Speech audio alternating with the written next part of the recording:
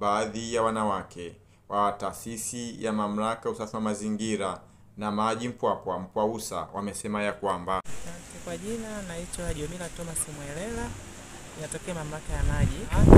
Wa mamlaka ya maji Mpwapwa tumekuja katika hospitali ya Mpwapwa kutembelea, lakini pia kwa ajili ya kufuatilia madeni yetu ya maji, ambapo mpaka sasa katika hospitali ya ambayo inadaiwa kiasi cha shilingi milioni 30 tunapoelekea katika kilele cha kuhitimisha maadhimisho ya siku ya wanawake duniani, ambapo kwa hiyo taasisi kubwa na taasisi na wateja wa majumbani, kuna taasisi za dini, taasisi za biashara waweze kutulipa pesa zetu kwa wakati, kwa sababu taasisi ya Jina anaitwa Regina Moses kutokana na kauli mbiu inayosema wanawake na wasichana tuimarishe usawa, haki na uwezeshwaji. Hivyo basi na sisi tumeona ni jema kama wanawake tushiriki. Nikianza na usawa kwa maana ya kwamba jamii zetu nyingi wanawake wengi wamekuwa wakinyanyasika. Mwaka wa uchaguzi 2025, wito wangu kwa wanawake, ninawaomba washiriki kugombea nafasi mbalimbali za uongozi, ubunge, kwa sababu wanawake wamekuwa wakisubiri nafasi za kuteuliwa. Hivyo kwa jina naitwa Mwanaidi Ramadhani Muhammad, niko katika ofisi ya mamlaka ya maji Mpwapwa.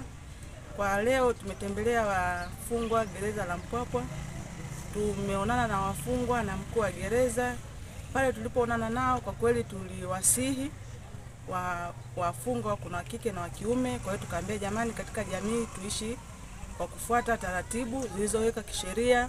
Tuendelee pia kwenye masuala ya jamii, tuangalie mtu unapokuwa katika swala watu wana hasira, maana hasira ni kitu ambacho ni hasira ya muda mfupi, unakuwa kama ni kichaa. Kwa hiyo inachotakiwa sisi wavumilie kuiangalia hii changamoto ikoje na kupata mwafaka ambao uko mzuri. Kutoka mamlaka ya maji inajitegemea.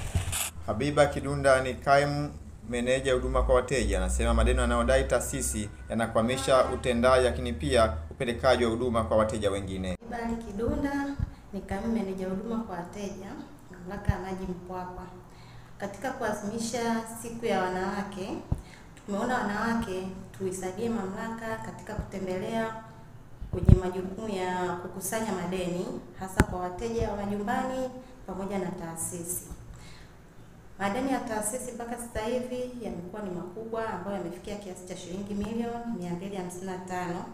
Madeni haya yanasababisha ukwamishaji wa taasisi, hasa katika uendeshaji wa taasisi, kwa maana taasisi inategemea makusanyo ili kujiendesha, kusababisha kuna muda tunasitishiwa huduma ya umeme na kusababisha wateja wetu kuchelewa kupata huduma.